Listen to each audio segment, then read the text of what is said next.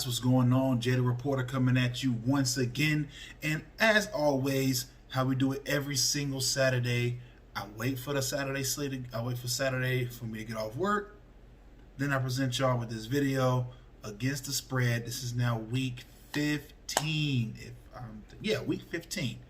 Now, there were games played on Thursday and Saturday that I'm not going to do because I'll be shooting this video at the beginning of the Panther game and after the Bills game has already been played.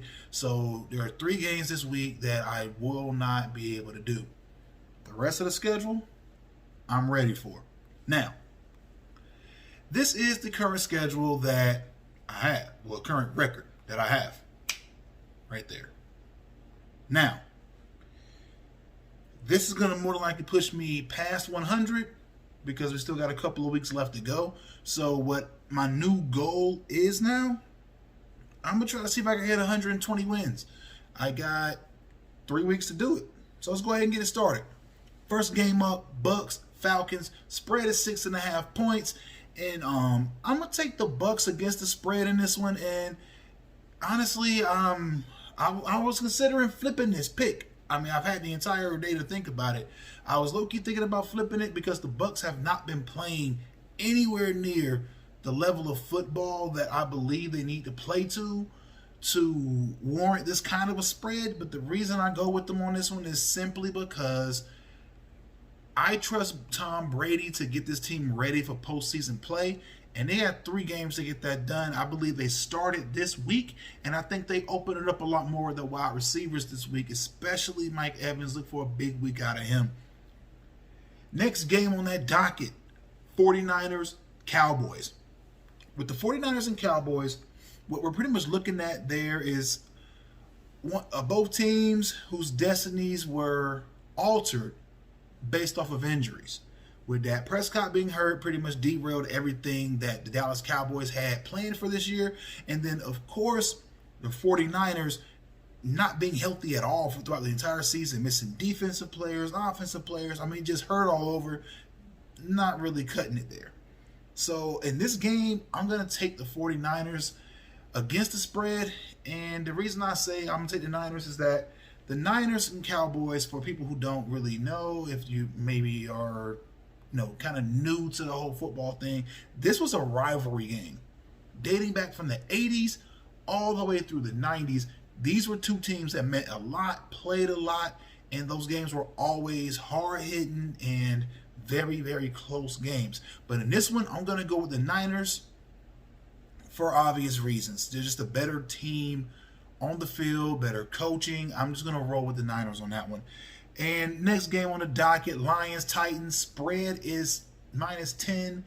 I'm going to go with the Titans on that one. So Titans against the spread. And the main reason for that is because I don't believe the Detroit Lions can actually score on this Tennessee defense. And it's not saying this Tennessee defense is anything special. They're far from it. But the fact that this Lions offense kind of struggles to get things going at times. Now, they really didn't last week, but we all know Green Bay's defense, not really the best. That's why I really have Carolina. I'm shooting this, like I say, at the beginning of that game. I got Carolina in a close one, and if I had to pick against the spread, I would take the Panthers with the points.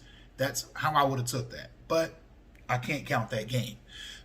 But the Lions and how they performed let me know that the Panthers do have a shot in that game. Now, the Titans score a lot, and this is a comeback game for Tennessee. They need to win this one. Gear it up for the postseason. It's important for them. Now, next game on that docket, Texans-Colts. The Colts proved it last week that they are the best team in their division. They proved it, and they're going to come out and prove it again. I think they're going to drop the hammer on the Texans, and the reason for me saying that is not any slight on Deshaun Watson. Clearly one of the best quarterbacks in the NFL, but he has literally no weapons. None. It's like a European country out there. He has no weapons whatsoever. So it's no way he's going to be able to come out there and be able to handle this Indy defense. Now, it is a familiar foe. You're used to playing against them, so you can kind of see things a little differently, but I don't see this going well for them whatsoever. Next game up, Pats Dolphins, and the spread in that Texans Colts game is 7.5. I'm taking the Colts against the spread if you haven't figured that out. Next game up, Pats Dolphins. And the Pats and Dolphins spread is 3, and of course it's in favor. It's against the spread for the Dolphins, and I'm gonna take that. I'm gonna take the Dolphins against the spread, given how they played the second half against Kansas City. Now some people will say, "Well, KC let up." I don't care. You take the field. You don't want to get beat. Period. So no matter if you're up 30 or you're up 3, I believe your defense plays with the same pride every time that ball is snapped. So even if you're up big, doesn't change how anything happens. The Dolphins never gave up. They almost came back and caught that dub. I'm going to roll with the Dolphins against the spread. Spread's only 3 points anyway. So I'm going to roll with the Dolphins in that one simply because way more to offer offensively. The Patriots are pretty much dead in the water. No chances pretty much to make the postseason at this point. They're just playing for pride. If I was New England, I'd play for draft picks. That's basically all you can really do for it right about now. See who's basically play everyone on your roster. See who's available to be moved to get you some more picks to get you better talent on this team. Bears, Vikings. This is the most confusing matchup of the entire weekend for me because last week I did not see the Bears coming out there and just destroying, I believe it was Tennessee, destroying Tennessee. I didn't see it at all. I was riding that train for Tennessee. I just kind of knew. I'm gonna double check really quick.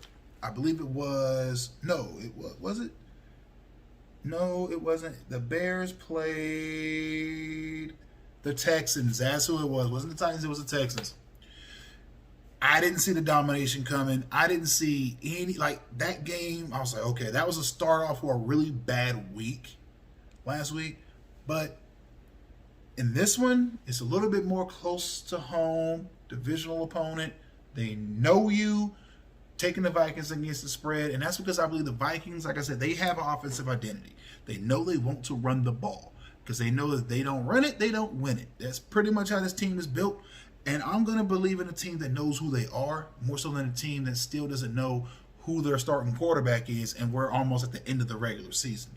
Now, with that being said, I don't think either one of these two teams at this juncture are really good teams, but they both still have an outsider shot of making the postseason. So we're going to see what happens. I believe the Vikings, with a win here, can propel themselves to the postseason. So I believe that's pretty much how that's going to shake out. I like the Vikings in this game. Seahawks, Washington, spread is 6.5. I'm going to take the Seahawks against the spread in this one. And this team has burned me several times this year. And I was telling myself, if a team keeps doing this, I put them into the Eagles and Cowboys category. Not so much with this one. I believe that the opponent can give them a little bit of help. And on top of that, the Seahawks have a way more potent offense than anything that Washington has seen recently. And before people start saying, well, what about your Pittsburgh Steelers? We don't have a potent offense. Nothing near anything that we're close to within the last couple of weeks.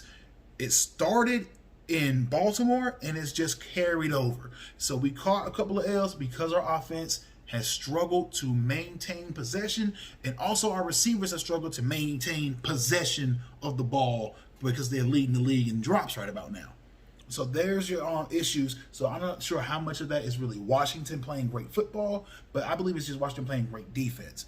I don't think that defense can really handle everything that the Seahawks can throw at them because the Seahawks are not going to run the football. They're going to put it in the air.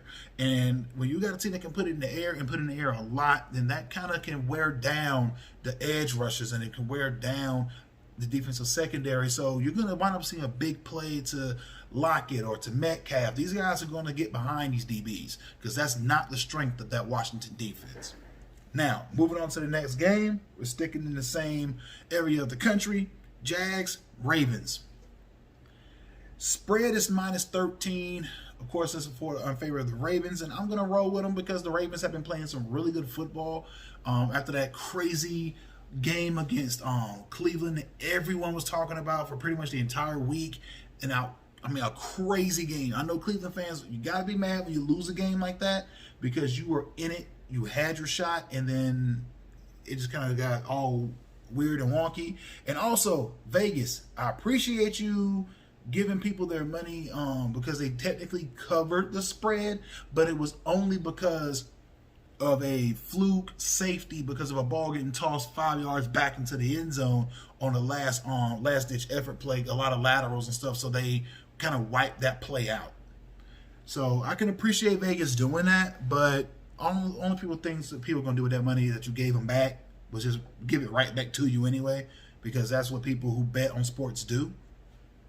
So that's kind of what that is. But taking the Ravens against the spread for obvious reasons. The Jaguars are just a bad football team. A very, very bad football team. And next game, speaking of very bad football teams, how about the New York Jets, ladies and gentlemen? Going for the ever-so-classic 0-16 season, and we're going to see how well that goes. So this game up, Jets, Rams, spread is -17. I'm going to take the Rams because the Jets are milling it in. And I'm not even going to bother to talk about that game. Just know that that's pretty much what we're rolling with. I almost broke my pen. But just know that's what we're rolling with there. Next game, Eagles, Cardinals. Eagles still with an outside shot of making the playoffs. Everyone's kind of chasing Washington right now in the NFC East. And I believe that right now the Eagles' schedule is not conducive to them getting out there and winning this game. Now, with that being said, they did beat New Orleans last week. But those weren't the New Orleans Saints you're used to seeing. That was a New Orleans Saints team that had a very different look at quarterback. Now, people want to say, well, they scored the same amount of points per game in the yards. He was able to run. They did better. Yeah, but here's the problem. Breeze has pocket presence. Taysom Hill doesn't. So most of those turnovers were fumbles in the backfield by the quarterback. And typically, if you watched even 2 days worth of football, you know if the quarterback fumbles the football and he's behind the line of scrimmage, there's typically no one near him that can recover that ball. So a fumble by the quarterback is almost an instant turnover. So with that being the case, that's why Philly pretty much won that game. It wasn't anything to do with the quarterback play by Philly. It was literally because of the Philly defense taking advantage of a quarterback that had limited playing time and limited exposure at that position. And they also had time to game plan for him simply because they now had film on him. They know what kind of things he can and can't do with the ball. So it made for a better performance, so to say, by that Philly defense. So I'm not buying it completely right now out of Philly. So who I'm going to go with right now is the Cardinals against the spread, 6.5 points being the difference there. I think that offense gets them kind of rolling again. And also the Cardinals are also bidding for a wild card slot as well. So they're not going to give up. And when you got two teams fighting for something as important as a playoff berth, that's kind of where that will run in. Next game on that docket, Chiefs, Saints. The spread is 3 points, -3, and this is the Saints rushing Drew Brees back in, and I don't think that's going to go well. I can see Drew Brees taking a shot from Chris Jones that takes him down for the remainder of the season and postseason. If I was the Saints, I would have still played Taysom Hill, and I know I get it. I just said all that stuff about Taysom Hill 30 seconds ago. This year, home field isn't important. It's not. There are no fans. You're going to be playing at a neutral site anyway. Why do you want or even need home field? You don't. You don't need it. It's not necessary. So the way I'm looking at this, the Chiefs are coming in playing with house money. The Saints need this win. So basically the way this is cutting itself out. If the Chiefs lose this game, they're now completely tied with Pittsburgh if Pittsburgh pulls off a win, but we'll talk about that in a second. So if the Chiefs lose this game somehow to the Saints, what'll wind up happening is it gives you a tie in the AFC, and then it gives the Saints a shot to stay in contention, I guess, for their number 1 seed against with the Packers, which I don't see the Packers losing tonight. In this game, I do take Carolina with the points, but I don't see the Packers losing it. So the only way that this game matters even more is if the Packers somehow lose tonight. Don't really see that happening though. So, taking the Chiefs against the spread, because I think the Chiefs are going to win that game. I said the spread's just 3 points. It's just 3. So that basically is almost at the point where you're picking a winner because you're saying, I believe this team is better than this team by more than a field goal. And I would think that's the case. Browns-Giants is the next game. And this one, very interesting because I like New York. I really do. They played great football. These last 6 weeks have been great football out of not just the Giants, but also Daniel Jones, even though he had gotten hurt recently. I now see why they went with Daniel Jones and why I believe they're going to stay with Daniel Jones. Now, with New York, if they could pull this off, I think they bring back Daniel Jones to try to wrap up this season to get them into the postseason because they still have a shot. But it's not the best schedule for them to be able to make it. I think Washington has an easier road to toe. Now, in this game, the Browns coming off of a crazy performance. I don't want to say this. I really don't. But in games where you play to a level that's good enough to win any other game, but that week also happens to be the game where the team you're playing against plays literally that much better. And that's basically what happened. They played that much better than Cleveland. And that's point I'm talking about Baltimore.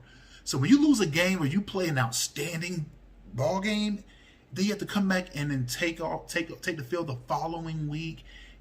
It's taxing on the mind because you're thinking, we did all of that to still catch an L.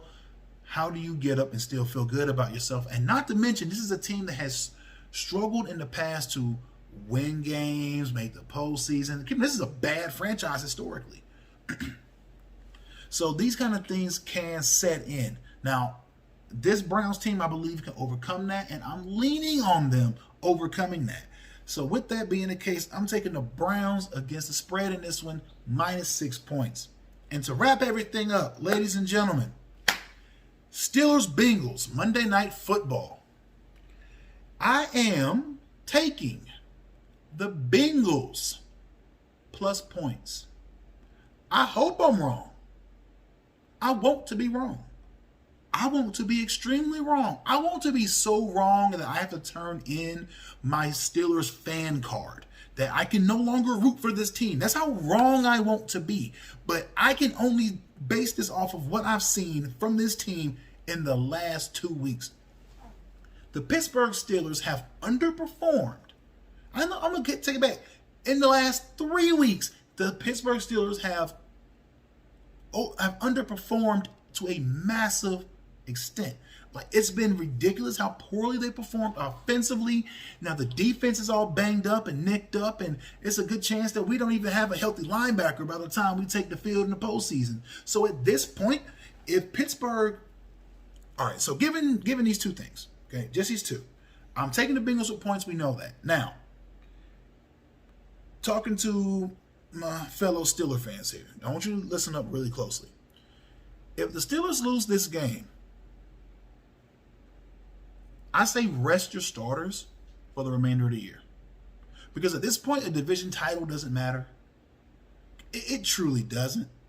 Because you're going to wind up playing, I mean, you may want to stick out for the 2, but that's only a way for you to be able to avoid playing Kansas City in the divisional, because best case scenario, you'll go against a team that you'll probably beat in the wild card and then wind up having to go into the divisional game going against the Buffalo Bills, who have proven they're good enough to beat you.